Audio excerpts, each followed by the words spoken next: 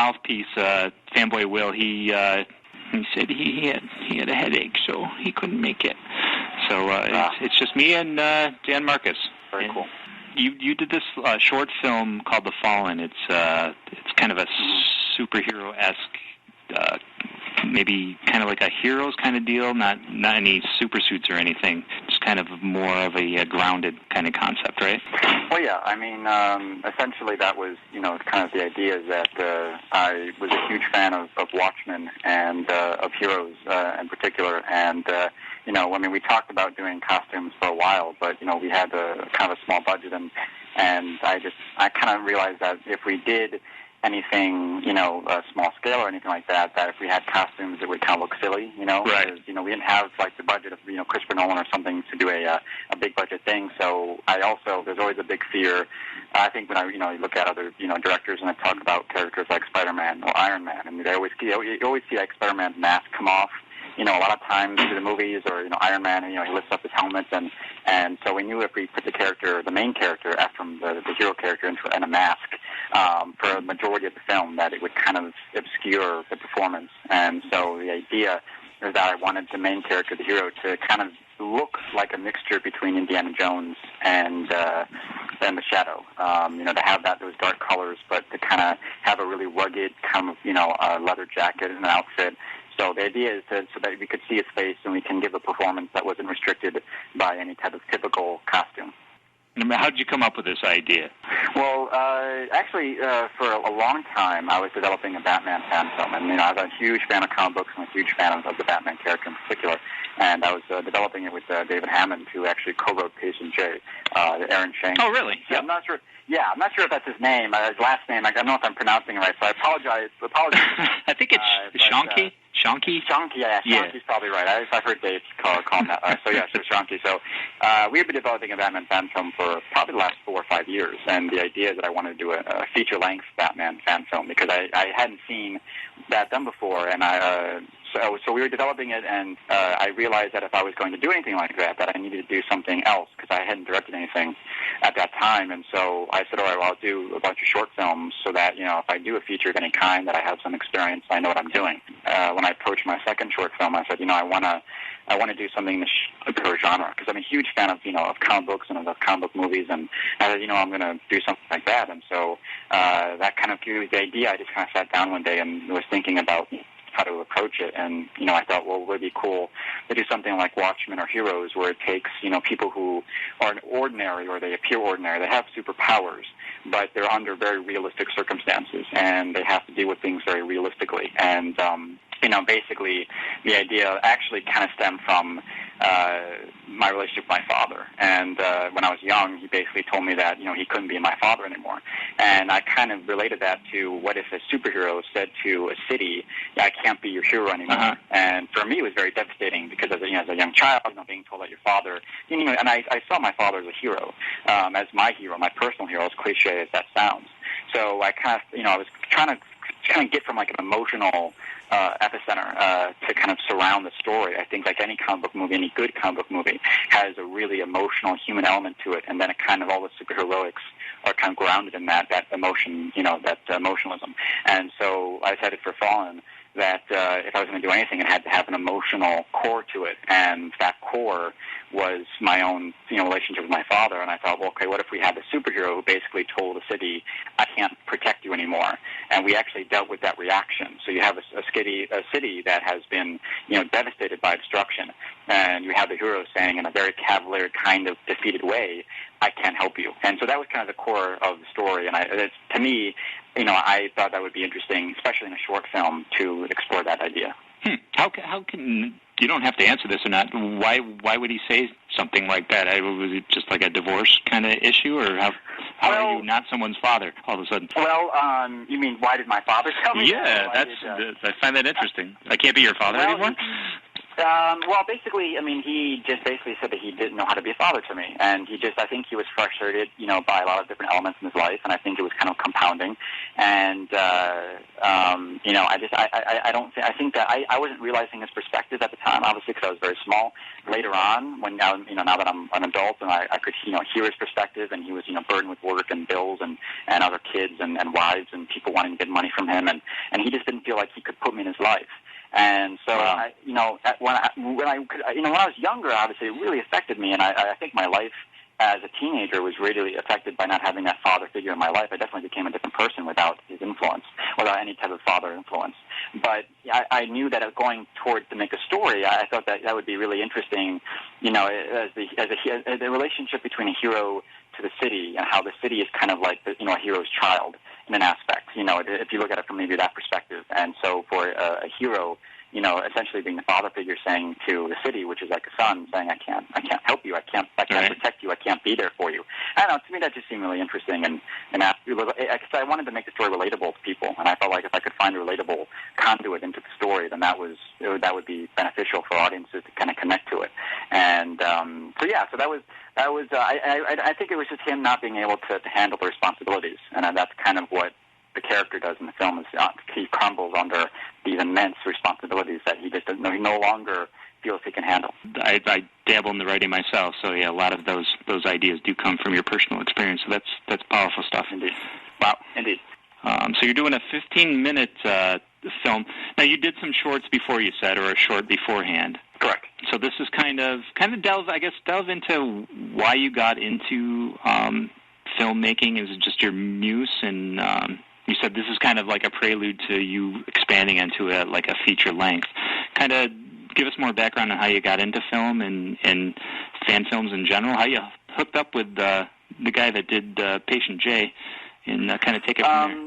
Sure. Well, film has always been, I grew up with film, and my stepdad got me into film. He's actually kind of responsible. He would take me to a movie every Friday, and I was enamored with the possibility to explore a different world, to explore a different facet of your imagination, and to actually film it and to put it on the screen, that you were seeing these people that you didn't know, but they were doing these adventures, and they were doing these things. It was almost limitless. And, that's why I love comic books and I love superheroes, is because, they do all these fantastical things that aren't real, but if they look real, they seem real because you're reading them or you're seeing them on a screen.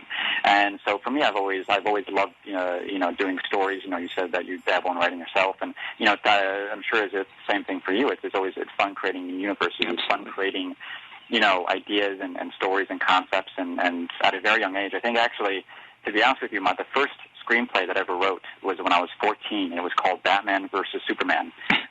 Because at the time when I was at 14, they were developing that Batman versus Superman concept that Wolfgang Peterson was going to direct.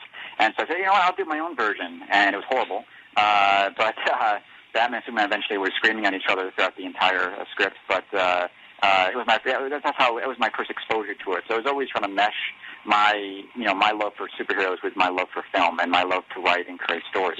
And so that's kind of how it began. And I knew I always wanted to do something in that genre. I kind of gravitated towards directing because I would watch behind-the-scenes features on films, and I would see the director, and he always seemed to be the one that knew everything, and he was in charge, and he was controlling the story. And to me, that seemed interesting. I did acting for a while, and in acting, I was always frustrated because no, I want to do it my way, and the director was like, no, you have to do it my way. And so I was like, oh, screw it, I'll just direct.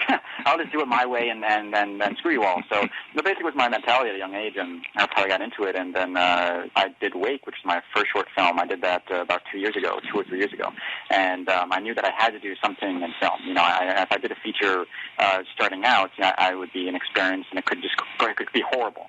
So I knew if I was going to screw up, I would do something small that I wouldn't really have that much at stake, and so that's kind of how I went into it. As for my relationship with Dave, he's a good friend of mine that I've known for many years.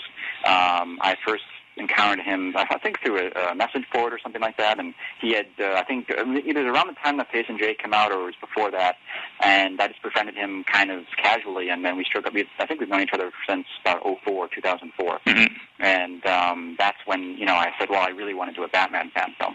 And so, he was like, well, I've done Patient J, and so we conceived of this concept called Shadow War, which was this feature-length Batman fan film that we wanted to do, and we were going to find ways ways of maybe doing it in like a serial format, like Flash Gordon, to do it in like those little increments, because right. Doing a feature film and even now that I've done a few short films, it still seems like a hugely monumental task. And one of the reasons why I haven't done it yet is because doing a fan film is a huge undertaking, especially if you're doing a based on an established character, and there are kind of limitations with the characters and story, and also knowing that you really can't show it to an audience and that maybe you could with an original piece of material. And doing an original piece of material allows you a little bit more creativity. So I mean, it's something I definitely want to do, and we're still developing. But I knew that if I was going to do that, I would develop other stories to kind of hopefully strengthen my skills. But so Dave and I kind of just became friends over a long period of time, and we started writing up the story collaboratively together, and. There's concept designs. There's we did test footage. There's posters. There's tons of scripts. There's tons of production artwork, and so there's a lot of development for that. I would like to do that eventually, but that's kind of that's where the relationship kind of sprang from. Yeah. I think the thing from fan films, which is why there's still like a desire for me to do one, is I don't think I've seen a fan film, in my humble opinion, that has really kind of gotten at the core of a good story. They always kind of seem really focused on the action or the costumes or being really faithful to the mythology. I think the closest film that I've seen, besides Patient J, which not because they wrote it that I like it so much, but because I actually really do like it a lot, but I think the other fan film is a fan film called Batman Dark Tomorrow, which Scott Hamilton and Thomas Parker did, and those two are hopefully decent friends of mine as well. And that was really great. That was like a 40-minute fan film. I don't think I've seen a fan film besides those that is really kind of structured, that had a really good story, and it was about the characters in the story, and so that was kind of why I did it. And he also looked like Sandy Colora, who's done Dead End, and all respect to him because he kind of pioneered the fan film, you could say, genre almost, or the fan film world. There's nothing really has come from that, and so that was always my concern, is that if you do it, you're investing all this time and love, and even though it's Batman, I love Batman, is it something that could go anywhere? And so that's why I decided to do an original superhero, because I felt like even if I never do Batman, I could still dabble in the superhero genre, which I'm really fond of, and I could hopefully do something that's entertaining that people would like. Yeah. Yeah, to say that he like you said, he did those two fan films. It hasn't really projected him any. He's got that Hunter Prey that's either out. Yeah, I saw that. I saw the trailer for that. I think that's going in again, I don't know anything about Sandy. I don't know him at all, but I know that that Hunter Prey is going to some festivals, and I've seen the trailer for it, and it looks really interesting. Yeah, it does look good. My problem with his films, again, I'm only doing this as a observer and not trying to be like I'm better than Sandy, but I think the films that he's made, I don't really get a sense of his story or his knack at telling story. He does great visuals, and Dead End is actually, to watch it as like an 8-minute short film, it's just so entertaining to watch. But I just feel like I don't really get the sense that I haven't seen anything for him that as an example of his story telling craft. And I think that if I were to do a Batman fan film, that I would really make it about story and character, still trying to make a faithful Batman story, but do something along the lines, of something that I don't think I've seen. Because if you look at all the other ones, even with all due respect to Aaron, the films that he's made, besides Patient J, it's all been about fights and tights and which is great. It's a fan film. It allows you to do that. But I think if you're going to do anything invest your time and energies and love for anything, that I think you'd want to do it special, and you want to do it good, and that's my biggest fear, is that if I were to do something with the Batman character, because I love him so much, it's been such a huge part of my life, that I'd want to do it perfectly. I would want to make it really special, and so that's why I haven't really pursued it yet, because if I was going to do it, I would hopefully want to do it right. Practicing your craft. I think the progression is kind of going the way that you explained. I mean, the two Lord of the Rings fan films that came out, The Hunt for Gollum, and which is great, by the way. I want to say that was probably the best fan film that I've ever seen. I can't commend those guys enough. I mean, the quality of it was so professional, and the storytelling and the acting. I tried to watch it, and I tried to find any complaints or anything. And I really tried hard. And I couldn't find saying, Danny, it was the music, everything was absolutely brilliant. I mean, literally, that was what a fan film. That is top of the line fan film. And I'm not even a Lord of the Rings fan. I didn't even like the Lord of the Rings, and I watched it out of curiosity. I think because I saw it on your website first. And I said, that looks kind of interesting, and I was blown away by it. It was really good. Yeah, but it kind of goes hand in hand with what you're saying as far as character development and more intricate into the characters. I think the fan films, like the two Lord of the Rings movies that I shot at you, there's a new Mega Man film, which is like an hour and a half that really gets into the characters. So I guess my point is, you're right. The old fan films or the older fan films were just kind of flash, and now I think fans who are making these are realizing that and really putting in, building up the characters of whichever franchise we're speaking of. Absolutely, and I think that's the brilliance of Patient J and the brilliance of this Dark Tomorrow fan film is that they're taking the time and they're not saying, okay, well, we can't just do fight sequences and stunts anymore because that's been done. Yeah, exactly. I think that we almost needed films like Dead End and Dark Justice, which was another film that Aaron did, to get to that. But I think you had to get it out of their system. I want to see Batman in a classic comic book outfit fighting the Joker and fighting Alien Predator. Okay, we saw that. That's great. It looks amazing. That was awesome to see. As a fanboy, I can't say that I didn't like to see it. I loved it. I ate it up. But I think now that we've done that, I think if we are going to explore the depths of what fan films can do, I think it'd be really cool. And I think that we're starting to see with films like Patient J and Dark Tomorrow, films that really explore that idea of, okay, how can we do a real story with the beginning and middle and end, the characters that change and transform. And I think that's really cool. I think if we see more fan films of that ilk, that would be amazing. That would be credible. And I think that's hopefully the direction that we're going. But enough about them. Okay. We'll get back into your film. Okay, so we realized how you came up with a story.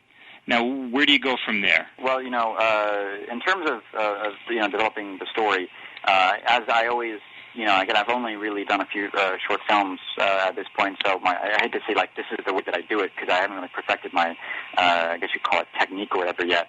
But the way that I approached it is I did the first draft of the script, and then I sent it off to my producers, and then they gave me feedback, and then I think I did 2 more drafts, and then I basically, like I did with my last film, Wake, is I have to be the first one that writes the script because I have to set the foundation for this is what I want. It might not be good, but this is the direction that we need to go in. And then I usually hand it off to better writers to take that material and to make it more interesting and more compelling. Mm-hmm. And so after I did a few drafts of Fallen, I sent it to Dave. And Dave did a few drafts, and also Dave polished the script for Wake, my first short film. So I've always wanted to involve him and stuff like that. So Dave Hammond did, I think, 2 drafts or 2 or 3 drafts of Fallen. And then, my producers and I were still thinking of how ways we can do the story. So I sent it off to my friend Ken, and he did, I think, 2 drafts. And then after Ken, my producer's like, we've been developing the script, and I don't think we have it where we want it, so let me do a draft. And so my producer Brian did a draft of the script, and after it was his draft, that I felt like, okay, well maybe it's going in a direction that might be really interesting. And the funny thing is, when we were developing the script initially, it almost was like Thor, because the idea is that it would be a post-apocalyptic setting. So the city, the hero would have failed, and, he was now dealing with the consequences of the fact that he let everyone die, essentially. And so he wasn't able to save people in time.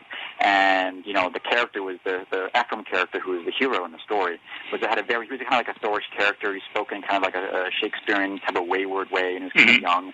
And, the idea is that we were taking from the Bible, we're taking from the Grigori, which is these fallen angels. And so the idea was to make Ephraim essentially a fallen angel. And he was kind of like a hero character in that way. But as we were developing the script, of course, The Dark Knight came out around that time, and being the fanboy that I am, I was like, yeah, let's do it like The Dark Knight.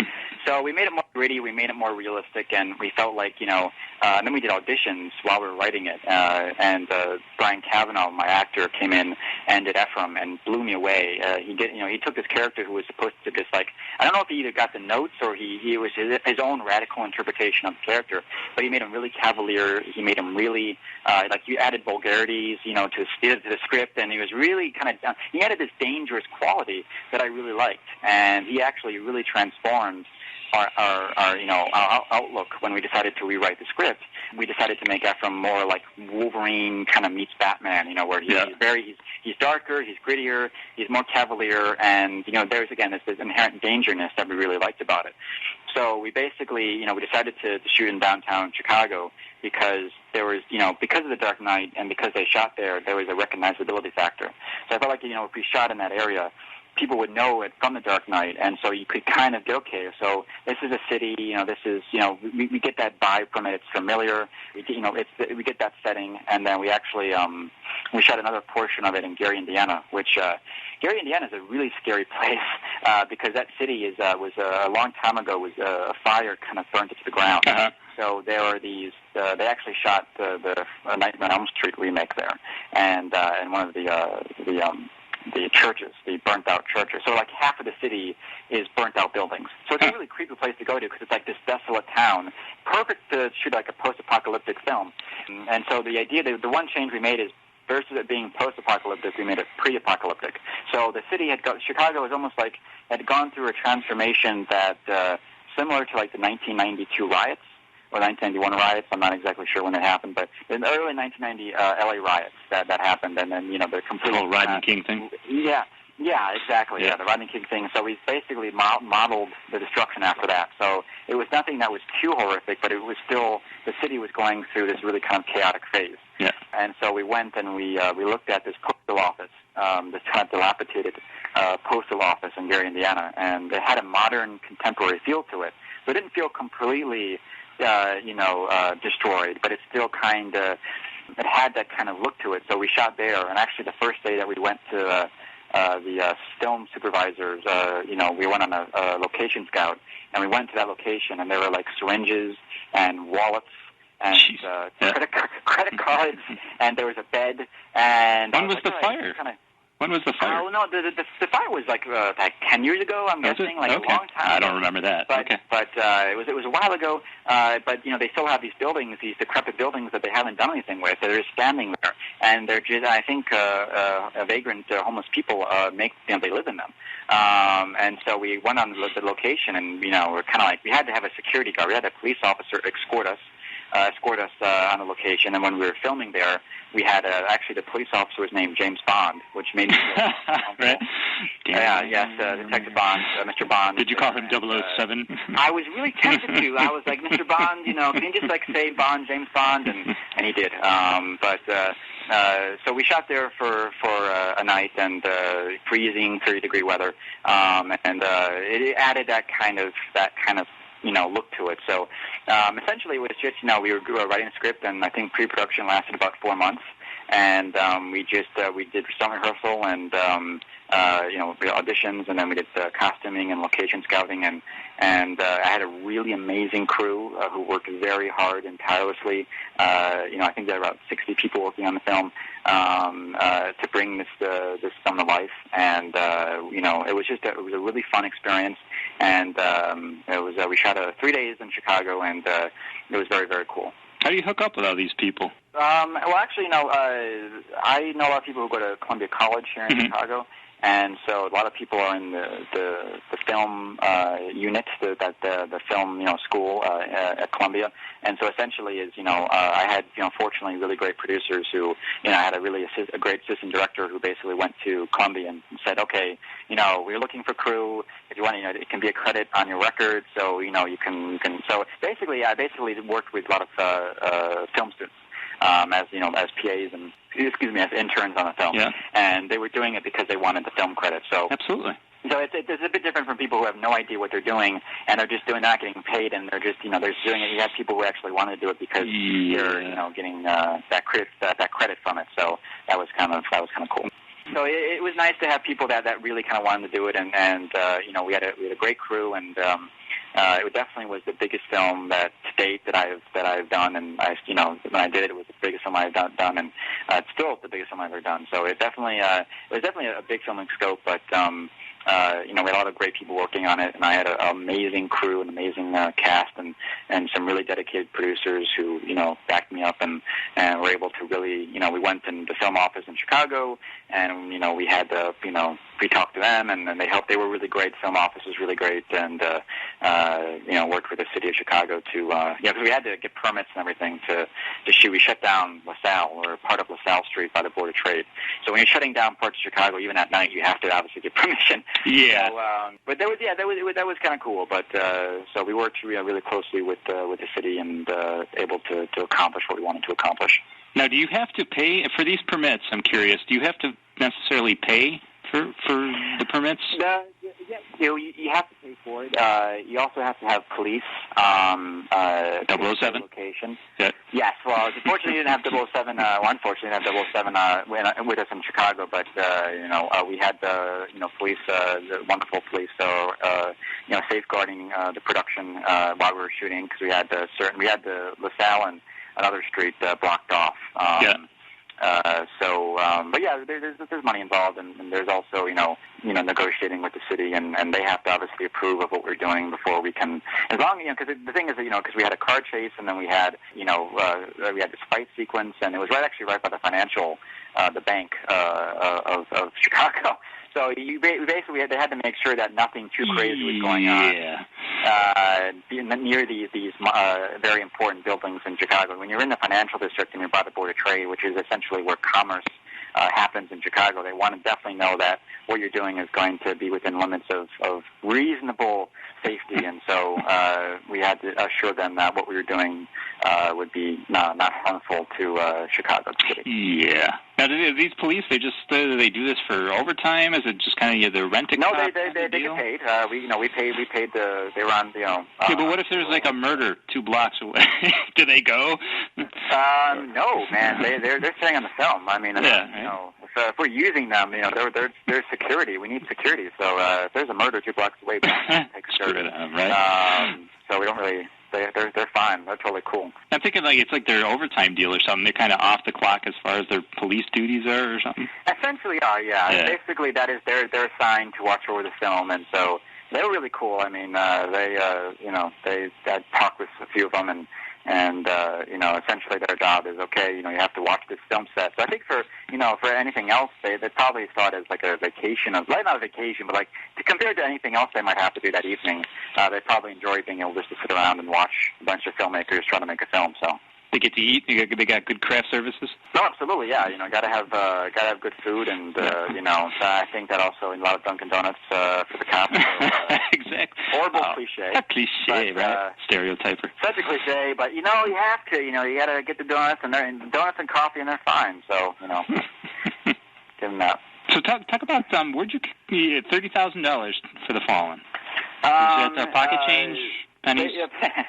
Well, I mean that we had. I have a very supportive family, and I guess it's knowing the right people, and being with family and stuff. So that kind of where it came from, and essentially it's doing as much as yes, I understand it's a hefty chunk of change.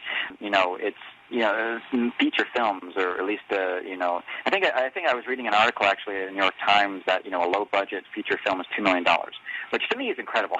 Right. But yeah, I mean, essentially, we just huge, like those type of feature-length films, with $2 million budgets are considered small, and so I knew that if I was going to do a feature film, original feature film or not, that if it was going to have a budget that was even remotely fraction of that money, that I would want to do something smaller. And Wake was a small thing, and Fallen I kind of wanted to build up on it a little bit to kind of expand my horizons and get something that was a challenge, because I think you try to do things that are a challenge.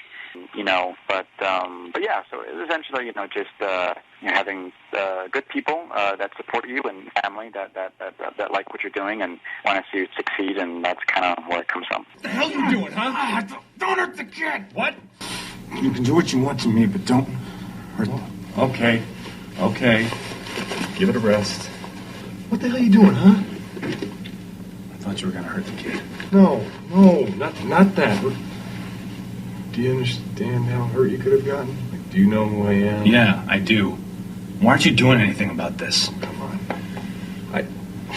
I don't need anyone else getting hurt on my account. Just give it a rest, will you? No. It's my job. Go back to your league of superhero buddies, or whatever it is, and tell all your vigilante friends that I don't need the extra worry, okay? I got enough on my plate as it is. Well, actually, the one thing I definitely want to explain, because I did, the film was on a different website, and I had a lot of comments. People were kind of confused, and basically is the story as follows is, of course, you have Ephraim, who is the superhero character, who's the guy in the leather jacket, and then you have the vigilante, which is the guy with the mask and the black outfit, the kind of the SWAT-looking outfit. He's not a SWAT member. People think he's a member of SWAT. It's like, no, he's not SWAT. Oh, okay. He's essentially, what happens is that Ephraim's, not doing anything. There's still chaos, and the city is still going crazy, and so basically this vigilante character, this normal person, takes it upon himself to fill in the shoes of Ephraim, because Ephraim isn't doing anything, and there's conflict because Ephraim sees that a normal person is risking his life, and he has no superpowers of any kind. And here Ephraim is the superhero not doing anything, and that kind of affects him in his own way. But there's that character, and then there's also the police officer character. His name is Joe, the police officer. So those are just to give people like the context of if they do watch the clips in the trailer of what's going on, because sometimes I think that because I didn't really give people an idea of the story, that people don't know what's going on. Like, why is there SWAT? And why is he wearing a ski mask? He's not a member of SWAT. All right, yeah. And so essentially, yeah, what they're looking at is actually the villain of the story, and that is, I don't want to give away too much, but there is a villain, and she is, we kind of hint that maybe she's responsible for what's going on. You can't say she. It's a she, yeah. It gave it all away, Dan. I totally did. I tell you, there's no reason to see the film now. Now I've pretty much given you the entire story, but yeah, they're just going to say that there's a connection involved, and there is an interesting thing that happens between the hero and the villain that concludes the film. But yeah, that's all I'm going to say. It's a romance, a girlfriend, a sister, or something. People are thinking, yeah, it's going to be romantic comedies. I wanted to definitely trick people into thinking it's a superhero film, and then within the last few minutes of the film, it turns into a romantic comedy. So hopefully people. You better be lying. Who knows? Who knows? That's kind of the take. What was it? And it wasn't a bad movie either. What was that Will Smith movie that Hancock? Yeah. Did you take anything out of that? It's funny because I had developed the script before. I think I did. I read a previous draft when it was actually called Tonight He Comes, which is, again, that was the title of the story. I'm just saying, but that was an early version of the story that was written, I think, by the writer of The Cell. And that was before it became a Will Smith movie. Okay. And I think I had read that script prior to, and I said that was a really cool concept because that was about a hero who was normal, who kind of was defeated and struggling, and so. But the version I saw, which was actually, the film came out in July, and at that point I had written various drafts of the script, was totally different from what I remember reading about earlier versions of the story, and it's definitely not. We definitely weren't into a Will Smith movie, and I think as much as I thought the movie was fun, it definitely was a Will Smith movie, and so when you have Will Smith, it becomes a Will Smith movie, and so I think the earlier versions of the script, which is what I was drawn to and which I really liked, totally were missing all those elements. It was much more of a darker film, and the film doesn't really get dark until I think the last 30 minutes, but. So it wasn't overt inspiration, but the previous incarnations of the story definitely, I think, kind of inspired me. I'm excited for guys like you because Hollywood is just turning out shit left and right. And all these, not necessarily fan filmmakers, but just filmmakers now, because of cheap equipment and everything, they're just producing good stuff, and I'm hoping that gives a kick in the nards to Hollywood, because it's time for them to kind of wake up, and I think that's what's going to happen. Well, yeah, hopefully. I mean, even look at this summer. I mean, some of the choices for summer movies are really down to other summers. I mean, you look at last year and the year before. Last year sucked. Last year did, and this summer. I mean, Iron Man 2, of course. Which is a cool movie and stuff. And then we have the A-Team and Sex and the City 2, and then another Shrek movie. And I think the only other movie that I'm really looking forward to is Christopher Nolan's Inception, and that looks amazing. That looks really, really good. But beyond that, I have nothing else I really want to see, and it's kind of pathetic. I mean, I think next year, you have so many other choices. You have Captain America, you have Thor, and then you have a bunch of other X-Men, the new X-Men movie that Matthew Vaughn is directing. So I think next year looks, really, really good. Yeah, if you're a comic book fan, yeah. But yeah, if you're a comic book fan. But in general, a lot of the big budget films and stuff. I mean, there's some gems, I think, if you look hard enough. But for me, the most, if I'm getting any type of enjoyment out of a film, I'm mostly seeing an independent film or a film that kind of has been overlooked. I think my favorite film of last year was actually a little science fiction film called Moon, which was totally shut out at the Oscars, and a lot of people saw it, but it was absolutely brilliant. And the director, Duncan Jones, he spent $5 million on that, which is a lot of money, but in comparison to James Cameron, who spent like $500 million right. on Avatar, and that film, as much as the special effects were groundbreaking and amazing, the story just felt pedestrian. And it's amazing that you can have someone like Duncan Jones, who does an amazing job with a small budget, just a fraction of what James Cameron had, and still do a better film. To me, that's amazing. Yeah. So I think it's hopefully the independent filmmaking industry has been kind of low.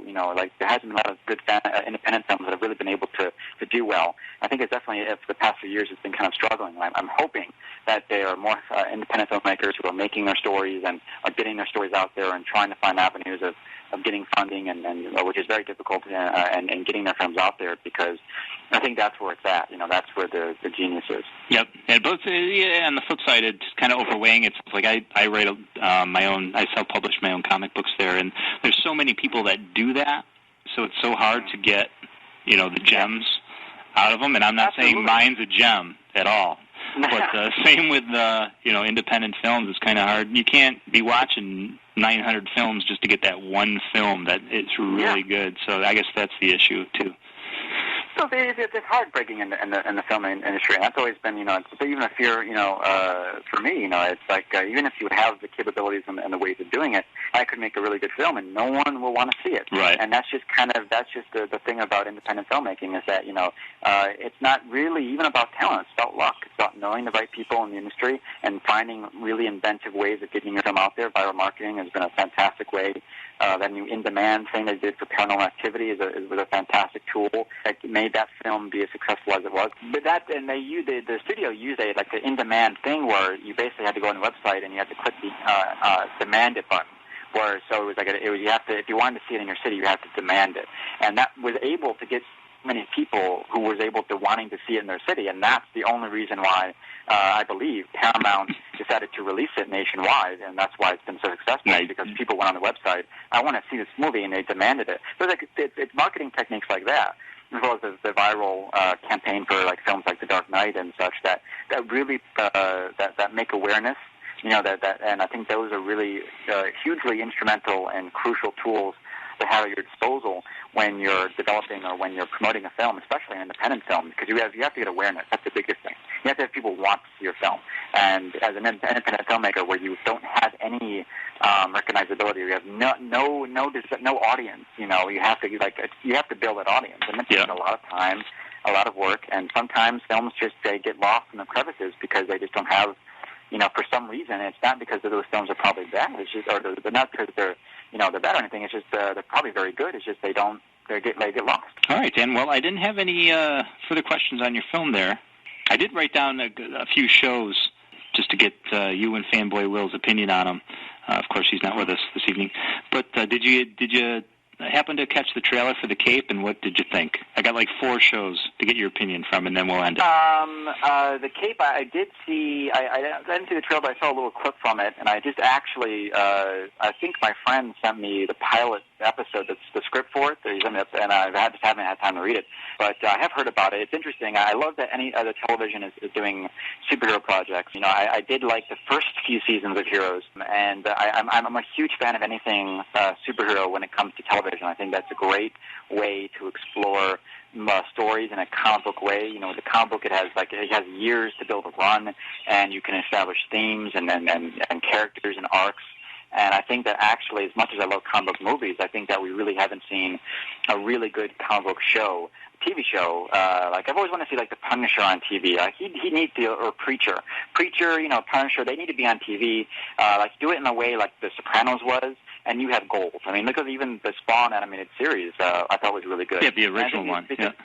Yeah, exactly. And I think it allows you that ability to create stories over a long period of time. And comic books are best when you've been reading a comic book for a long period of time and you're following the characters and you're following the story.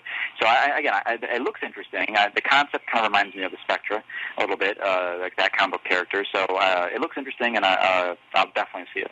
Okay. What do you feel about Canceling Heroes? Did you watch that show? I watched it a little bit, and then I kind of started getting a little, kind of a little convoluted and screwed up, and I stopped watching it. I think it's actually good. Look, I'm a fan of the show, and I just felt like it had lost its promise. I felt like it almost kind of shot its wad, and it jumped the shark a bit. And I definitely, I feel like I don't know if that show. I think it tried to redeem itself when it had the whole like heroes and villains that explored the villains. Yeah, too little, too late. I don't think that worked. Exactly, too little, too late. And obviously when Jeff, Loeb was taken off, I think that was because they knew the show wasn't going anywhere, and they tried to get Brian Fuller on the show. Yeah. And I think it kind of it was a great concept. It had some really good execution, I think, in the first 2 seasons or so, and it just floundered. And I feel bad because I think it was a great concept, and I definitely am sad that it's going. I agree with you. The first season was spectacular. The second season, it was. It really was. It sucked me in. And that's where it kind of went downhill. And after the second season, I gave up. Maybe because of the writer's strike. I don't know. They blame the writer's strike and everything. They blame it on everything. You had more time to stand in line and think up ideas. How could you possibly? You had more time. How could it be the writer's strike? I look at the new Star Trek movie that J.J. Abrams did, and that film, they were stopped with the writer's strike because they couldn't develop the script anymore, and so they shot I think it was like a second draft, and that film was great. So it could have been improved or whatever, but that film was an awesome film. So I don't really think that that's an excuse. That's an appropriate excuse for. That's been on for 5 or 6 years. So I think that it's more in the writing and execution versus the writer's strike. Well, this is an easy one. Smallville is it's done its time. I think 10. I'm a big fan of Smallville, but 10 years. I think it's good to go away at 10 years. What do you think? Well, I remember watching that show back in, I think it was October of 2001 when it first came out, and I was really excited because, I love Superman, and I'm a Superman fan, and I've been really frustrated over the fact that, Warner Brothers hasn't been able to get their crap together with the superhero with the Superman movie franchise. And it's been so long, and it's like Superman is not a hard character to understand. He's a Boy Scout character who believes in optimism, and he's a noble character, but he's also someone that he really believes in good things, and he's not a hard, complex character. Honestly, he's not like Batman where you have all these psychological undertones. And he's a really kind of I don't want to even belittle Superman, but it's like he doesn't take. You have good action, you have a good story. You make a Superman a character that doesn't mope around and isn't sad all the time.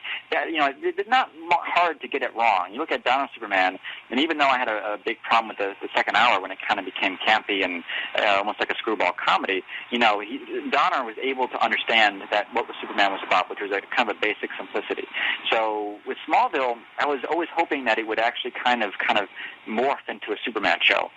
Yes, it has kind of been a Superman show because it literally has taken all the villains of the mythology and then explored them. He hasn't done it as Superman. Right. He's done it in a Superman way. He just hasn't done it with the costume. But I kind of gave up on Smallville a long time ago. I love the show. I'm a huge fan of it, but I just feel like it. My problem with it is that you have these few episodes, like the Justice Society episode that came out, which was great, really fantastic, and then you have 5 episodes that suck. So you have this really quaint mythology. Yeah, they get cheesy. Yeah, and I felt like with Superman, look. Here's the thing: Tom Welling. He's not. He's a great actor, whatever, but he's not going to have a career besides this. He's going to be known as Clark. The moment you sign to be either Clark Kent or Superman, you're going to have that label with you for the rest of your life. He's already producing another show for the CW, so I think he's going more to the the producing, the directing kind of like Dean Cain did. Right. Exactly. Well, and again, he's going to have that label with him for the rest of his life as Clark Kent or whatever. So I don't know why. I don't get the whole I don't want to put the suit on. I was hoping at least 5 years ago that they would try and make it less about a Clark Kent show, more about a Superman show. Just put on the costume. Just put on the guy. I don't going to get what's wrong with putting on the costume. But I understand it's about exploring, Clark Kent becoming Superman, and I think that it definitely is interesting. And I think it definitely 10 years is way too long. I think that it could have explored. I think they've basically, if they were going to explore that idea, I think they should have either canceled it back after 4 or 5 years, or they should have basically just said, okay, we're doing a Superman show. Because they explored, like, Brainiac and all these different characters that they had. They introducing the Suicide Squad recently, and the Justice Society, and okay, you have all these moments that are from the traditional Superman mythology. Why not just be Superman? Why not just he's in a version of the costume from when Superman died, from the 1992 comic. Right. That's the Neo Matrix costume. Yeah. Exactly. So it's come on, you're wearing a version, a different iteration of the costume. Why not just put the damn thing on? So I'm a little bit relieved that it's ending. I'm hoping, and here's the thing: is that Smallville has been kind of consistently disappointing fans, in my opinion, from the get-go. And not from the get, but I think they're kind of accustomed to being disappointed. I have a hope that this season, he'll become Superman, and we'll see some really interesting things, and it'll be really fantastic, because I do think that a lot of the elements that were introduced with the last season were pretty good. Yeah. But I think that fans are going to be wanting to see it, and then basically what we're going to see is a 2-minute clip or a minute clip of Superman at the very last episode, and it's over. And it's going to be a huge disappointment to people. So I kind of get my hopes up, but I don't really. I think honestly that it's going to disappoint, because it's been consistently, I think, disappointing fans for some time. Now, did you see the last episode of this season? Because you did say you haven't really followed it. No, I didn't. I mean, I've heard bits about it. I have friends who are really into it, and they tell me all about it. The last episode that I saw, the full-length episode I saw was the Justice League. I guess you could say the Absolute Justice TV movie, or whatever. That's basically 2 episodes put into one. And the only reason why I saw that is because you had all these characters and stuff, and you had Justice Society basically, that's Hawkman and Hawkman, exactly, and Stargirl, Dr. Fate, and Dr. Fate, exactly. And so you had all these. Yeah, I mean, you had Martian Manhunter, and you had all these great. And you had Icicle, who was a. that was kind of stupid. When Icicle telling Dr. Fate, come on, that doesn't happen. Yeah. I mean, come on, he took such a great. I mean, whatever. But anyway, whatever. It gave Martian Manhunter his powers back, so at least there was some good to come out of it. But yeah, no, that's the last episode I saw, so I did not see the season finale. Well, he did get his costume, but I'm thinking next season it's going to be the whole season him deciding if he's going to put the freaking thing on. Put it on. Yeah, exactly. Freaking, it's going to take 20 episodes to him. Do I want to put it on? Do I don't? Do I want to put it on? Yeah. Because he's going to do it, and that's the thing. That's my frustration with the show, is that he's going to become Superman. They haven't established that this is an alternate universe where he does become Superman. And the way that, especially as of late, they've almost they realize that, okay, we've become an alternate Superman show where he's doing these Superman things, he doesn't have the costume on. So versus doing that as a real, legitimate alternate universe and not having the costume at all. In this universe, he's never going to become Superman. He's always going to just kind of be Clark Kent. Yeah. Lately, and as you can tell by the last episode, because I did see the 2013 in the future thing. You know that he has the costume. You know he's going to become Superman now. That's even worse. Yeah, right. In my opinion, that's more of an insult. Have him be Superman already. He should have been Superman by now. Yeah. But whatever. I'm a nerdy fanboy rant. Hey, me too. You're good company. Yeah. All right, one more I'll shoot at you. I'm not sure if you saw the trailer. I got mixed emotions, but I'm a big Michael Chiklis fan. No Ordinary Family, which looks like the what was that Pixar film? The Incredibles, or? I did see The Incredibles. I have no idea about this project. This is actually the first time hearing about it. So okay, go check out the trailer online. It's online. Will do. I don't know. I have mixed feelings. Could be interesting. All right. Well, I'll check it out. I'll see what it is. All right, Dan. Well, I appreciate it very much. Thanks for. Thank you very much for talking to me. I really appreciate it. Absolutely. And why don't you go ahead and plug yourself, plug your film, plug your site, plug anything you want to end this up. All right. Fallen, we're in pre-production. I'm sorry, in post-production, and hopefully close to finishing that soon. I definitely plan on having that released towards the end of the year, probably around August. And we'll put that on the website. We'll make some DVDs that will be able to, people can, free of charge, just have the DVD of the film. And it'll be on the website, my website that I'm currently, it's under construction, and we're making it. So Wake, my first film, will be on there.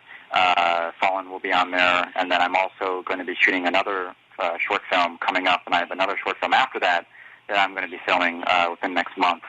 So that website that will be danjmarcus.com, and you'll be able to see Wake, Fallen, and anything else that I'm doing. And then actually I'm still developing the Batman fan film. Either I might produce it or direct it at some point. I'm sure in the future I'll do that. And then I'm also developing a feature film that will be an original concept. And if you like what you saw with Fallen, and if you like what you saw with some of the other stuff I did, then maybe one day, if you see it somewhere, maybe you can check it out. But I think that's all I can plug. Okay, very good, Dan. I appreciate it once again, and much success to you.